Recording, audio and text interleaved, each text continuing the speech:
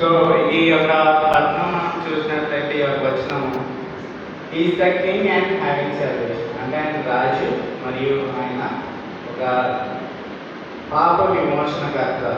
పాత నిబంధన గ్రంథంలో మనకి పాప విమోచన చేయడానికి అనేక గొర్రె అర్పణలు చేసేవారు, జంతు బల అర్పణలు చేసేవారు. కానీ ఒక్కసారిగా ప్రభువైన యేసుక్రీస్తు ఎప్పుడైతే ఆ శిలువ మీద వేలాడబడి మన కొరకు మరణించి ఉన్నాడు, మన కొరకు ఆ యొక్క రక్తం చెందించున్నాడు, అప్పుడు మనకి పర్మనెంట్ శాల్వేషన్ అనేది లభించున్నది. అంటే పర్మనెంట్ శాల్వేషన్ అంటే మీకు ఇంకా ఏ మొక్కులు కానీ లేకపోతే ఏ వేరే విధంగా చేయగలరు. కేవలం ప్రభువైన యేసుక్రీస్తుని స్వకీయ రక్షకుడిగా అంగీకరించినప్పుడు ఆయన మిమ్మల్ని ఖచ్చితంగా ఆ పరలోక రాజ్యంలో మిమ్మల్ని చేరుస్తారు. సో ఈ యొక్క ప్రవచన నెరవేర్పు అనేది మనం ఇప్పుడు చూడవచ్చు. ఆయన రారాజుగా నాని ఉన్నారు. సో ఖచ్చితంగా ప్రభు తిరిగి వస్తారు. సో అదేవిధంగా ఇంకో అధ్యాయం కూడా మనం చూసినట్లయితే మత్తయి 21 అధ్యాయము 1 నుండి తరువాత యేసునకు సమీపించి ఒలివ చెట్టు కొండ దగ్గర ఉన్న బెత్సయిదాకు వచ్చినప్పుడు యేసు తన శిష్యులనే చూసి, మీ ఎదుటనున్న గ్రామంలోకి వెళ్ళుడి, వెళ్ళగానే కట్టబడి యొక్క గాడిదయు దానితో యొక్క గాడిద పిల్లలు మీకు కనబడు, వాటిని విప్పి నా ఎదురు తోలుతూ రండి. ఎవడైనా మీతో ఏమైనా అని అనగా అవి ప్రభువుకు కావలసి ఉన్నవాడు చెప్పవలను. వెంటనే అతడు వాటిని తోలుపెట్టినని చెప్పి వారిని పంపాడు. ప్రవక్తల వలన చెప్పబడిన నెరవేరినట్లు జరిగింది. Okay, thank you. సో ఇది ఇక్కడ మనం చూసినట్లయితే ఏంటంటే కేవలం స్వాగతం కాదు.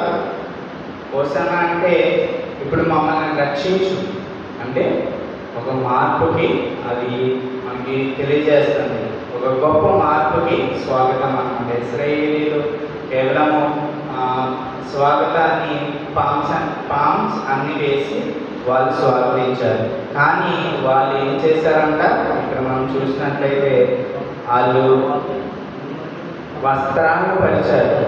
ఇంకా ఆ యొక్క హోసన్న రారాజుకి జయము అని అన్నారు.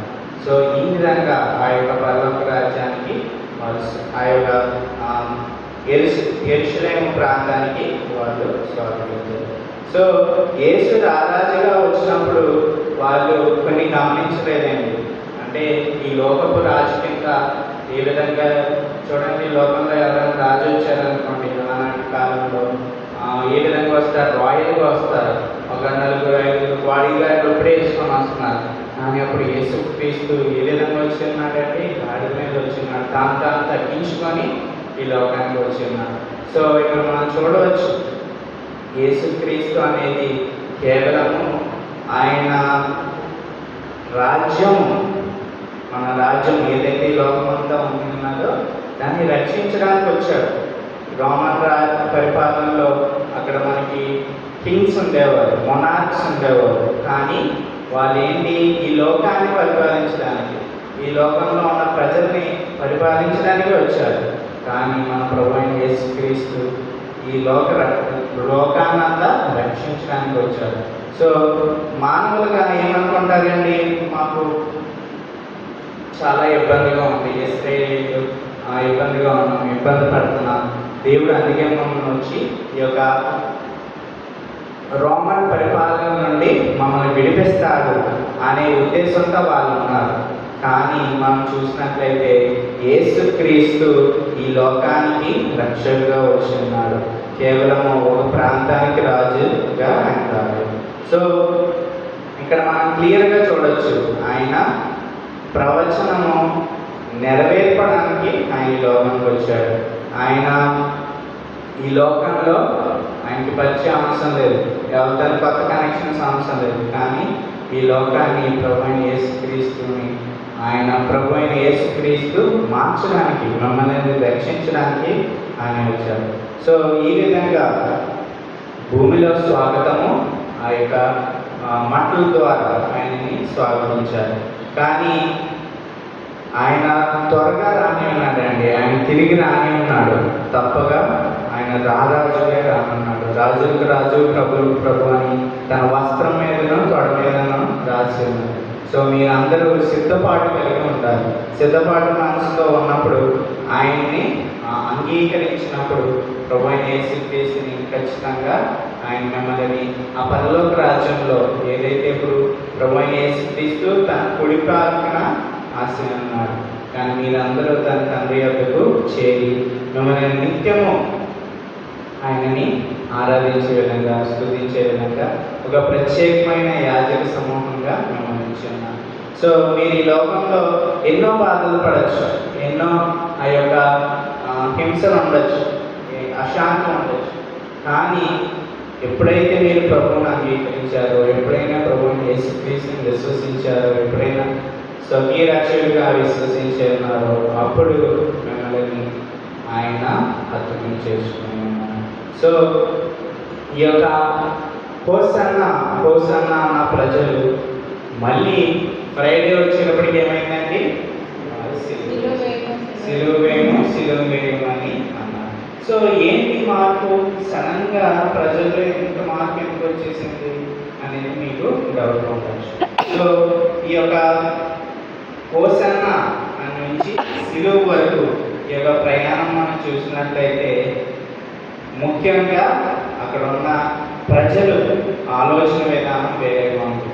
ఆయన వచ్చే దినాన్న ఏ విధంగా ఉంటుంది, ఆయన వచ్చిన రోజు ఏ విధంగా ఉంటుంది అనేది మరిచి ఆయన్ను ఎక్కువ ఆశించున్నారు. యేసుక్రీస్తు ఎప్పుడు మనము ఉన్న విషయాన్ని మనము ఎప్పుడైతే తీర్పుగా ఆయన మనల్ని ఇస్తాడో అప్పుడు మనల్ని ఆయన దగ్గర చేసుకున్నాం. అంటే for suppose if you want to do something, అదైనా మీరు ఏదైనా చేయాలనుకున్నారు, అది మీ చిత్తంలో జరగాలని మీరు కోరుకున్నారనుకోండి, అది అవ్వదండి. మనం ఎప్పుడు ప్రార్థన విధానంలో ఉండాలి, ప్రార్థనతో ఉండాలి. ఉన్నప్పుడే ఆయన చిత్తంలో మీకు నెరవేరుస్తారు. ఇప్పుడు యూదులు కూడా అదే విధంగా అన్నారు, మా చిత్తం మేము ఏదనుకుంటే అది జరగాలని వాళ్ళు అనుకున్నారు. కానీ దేవుడు ఏం చేశాడండి? రివర్స్గా చేశాడు. అలా చేయలేదు.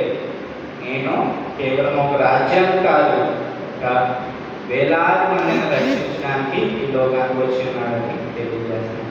సో ఇక్కడ మనం అదే విధంగా మనం ప్రతి ఒక్క ఆ రూట్ని మీకు ఇక్కడ ప్రొజెక్టర్ పెట్టడానికి తెరలేదు అన్నారు. So I bring my laptop and show case. So ఈ విధంగా జెరూసలేం ప్రాంతం నుండి అక్కడ మనం చూడవచ్చు ఆ యొక్క టెంపుల్ ప్రాంతం నుండి మనకి ప్రభు ఏ విధంగా నడిచి ఉన్నాడు. ఇక్కడ బేతేను గ్రామం నుండి mount of olives, garden of Gethsemane, ఇవన్నీ ఈ యొక్క 7 days ప్రభు ఆ యొక్క నెరవేర్పు అనేది చేస్తారు. సో ఈ విధంగా మీరు చూసినట్లయితే ప్రభు అయిన యేసుక్రీస్తు ఆ యొక్క 7 రోజులు ఏ విధంగా అయితే నడుచున్నాడని మనం చూడవచ్చు. సో మీకు యేసు శిలువ సంఘటనను పరిశుద్ధ వాక్యంలో మనం ఎట్లా చూస్తున్నామంటే ఆ యొక్క 7 దినాలు ఏ విధంగా ప్రభు ఇబ్బంది పడ్డాడు మరి చూడొచ్చు. ఆ యొక్క యోధ మరి లెఫ్ట్ కిస్ ఆఫ్ జోడా మరి ఏం చేసింది? ఆ యొక్క శిలువ మార్గకి అర్పించబడింది. సో మన చుట్టుపక్కల ఉన్నప్పుడే ద ట్రూ పర్పస్ మనము గమనించుకోవాలి. So passionate of Jesus to the cross, యేసుక్రీస్తు తీవ్రంగా కోరుకున్నాడండి ఆ శిలువ మీదకి వెళ్ళాలని. ఎందుకని? ఆయన మన వరకు ఆయన సిద్ధపాటు కలిగి ఉన్నాడు. మన రక్తాన్ని చెందించాలని, ఆయన రక్తం ద్వారానే ఈ లోకమంతా పాప విమోచన నీతిమంతులుగా మనం మారబోతున్నాం. సో మనము ఏ విధంగా అయితే ప్రభు ఈ విధంగా మీకు ఇలాగా ఆ యొక్క యెరూషలేం పట్టణంలో వాళ్ళు ఆహ్వానించడం అనేది జరిగింది. సో మీరు ఇక్కడ చూసినట్లయితే మా యొక్క యంగ్ బ్రదర్స్ అయితే వీడియోస్ అనేది తయారు చేయడం జరిగింది. ఈ విధంగా ఆ యొక్క మట్టలు అనేది వేయడం జరిగింది, డ్రెస్సెస్ వేయడం జరిగింది, డ్రమ్స్ డోలకలతో అన్నిటితోని దేవుని అక్కడ చేస్తున్నారు. సో మీరు ఇక్కడ చూడవచ్చు ఏ విధంగా ఆనందంగా వారందరూ ప్రభు అయిన యేసుక్రీస్తును తీసుకువస్తున్నారు.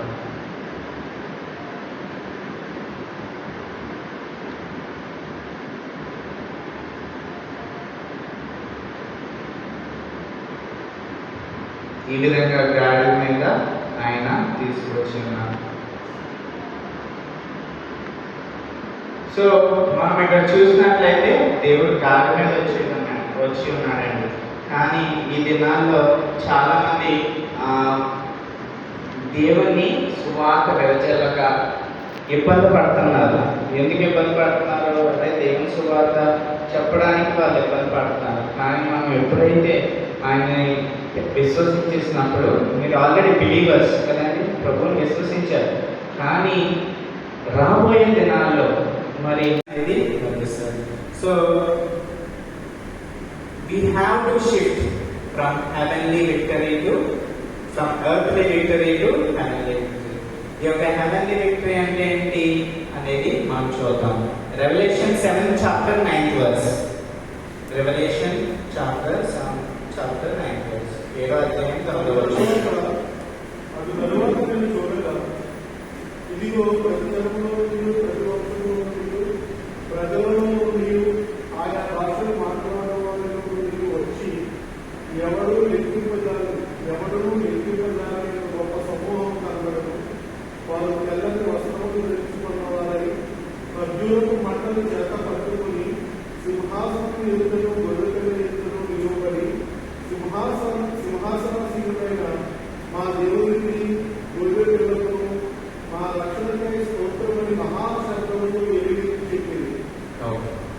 సో ఈ యొక్క ప్రకటన గ్రంథం 7వ అధ్యాయం 9వ వచనం మనం చూసినట్లయితే ప్రతి దేశము, గోత్రము, ప్రజలు మరియు భాషకు చెందిన ఆ యొక్క విశ్వాసులు దేవుని కనపరిచారు. తెల్ల వస్త్రం వేసుకున్నారంటే మనం తెల్ల బట్టలు కాదు, తెల్ల వస్త్రాలతో దేవుని పూజిస్తున్నారు. ఈ విధంగా మనం చూసినట్లయితే హెవెన్లీ విక్టరీ. మనం అందరం మన కీర్తన పుస్తకాలు తీసి 29వ పాట పాడుతున్నాం. సింహాసనసీనుడైన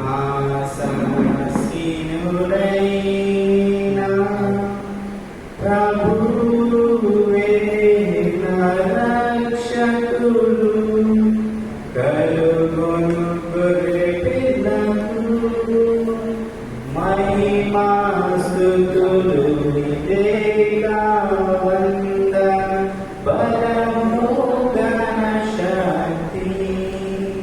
69వ పాడండి. కలుగునుగా దేవునికి, కలుగునుగా దేవునికి,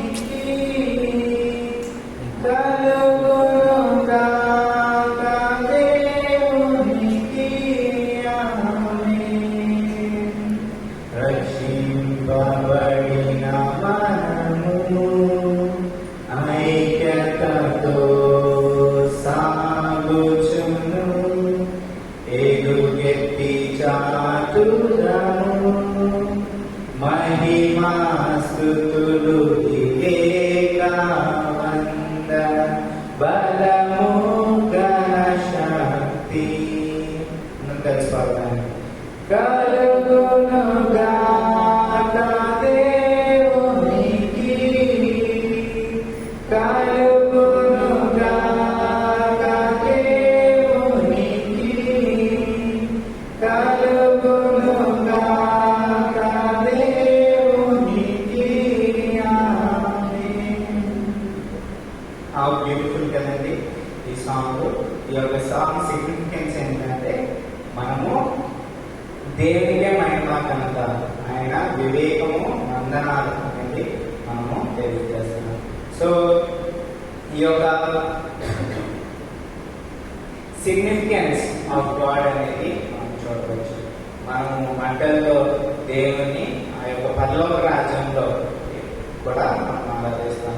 మనము రిప్రజెంట్ చేస్తాం as a believers of Christ. మనం ప్రభు అయిన యేసుక్రీస్తుని ఒక ప్రత్యేకమైన ఒక వ్యక్తులుగా ఆయన ప్రతిపాదించారు. So you should all be saved అంటే మీరు అందరూ రక్షించబడాలి, బాటలో ఉండాలి. ఒక్కసారిగా మీకు మిస్ అయ్యారనుకోండి, 7 ఏళ్ల ఘోర శ్రమలను ప్రభు అయిన యేసుక్రీస్తు మధ్యాకాశానికి వచ్చినప్పుడు ఎత్తబడే సమూహంలో అందరూ ఉండాలి. లేనప్పుడు మనల్ని ఆ యొక్క యాంటీ క్రైస్ట్ అనేది ఈ యొక్క 7 ఏళ్ల శ్రమల భూలోకంలో 6 ముద్ర అనేది వేసుకోవాలి. అప్పుడైతే మీకు రేషన్ వస్తారు, లేకపోతే గ్రాసరీస్ వస్తాయి, లేకపోతే మీరు ఆ యొక్క ఈ లోకంలో జీవించడానికి వీలుండదు అని యాంటీ క్రైస్ట్ చేస్తారు. అంటే ఆ యొక్క దూత ఏది యాంటీ క్రైస్ట్ దూత చేస్తారు. సో మీరు ఎప్పుడైతే ఒకవేళ విశ్వసించలేదు ఇంకా అంటే ఇప్పుడే దేవుని స్వర్గీయ రక్షకుడిగా మీరు విశ్వసించండి. The great multitude of people with Israelites, మరి కేవలం ఇశ్రాయేలీలే కాకుండా ప్రభుత్వం కూడా ఆయన చేస్తారు. So there is coming a day when every knee will bow and every tongue. మనము యేసుక్రీస్తుని ప్రతి ఒక్కరు మోకాలు అని ప్రతి నాలుక యేసుక్రీస్తు ప్రభు అని ఒప్పుకుంటారు. ఈ విధంగా మనల్ని ఇంకనూ ఎవరైతే యేసుక్రీస్తుని విశ్వసించలేదు, come join us, be as a believers, be as a Christ, so you will be saved.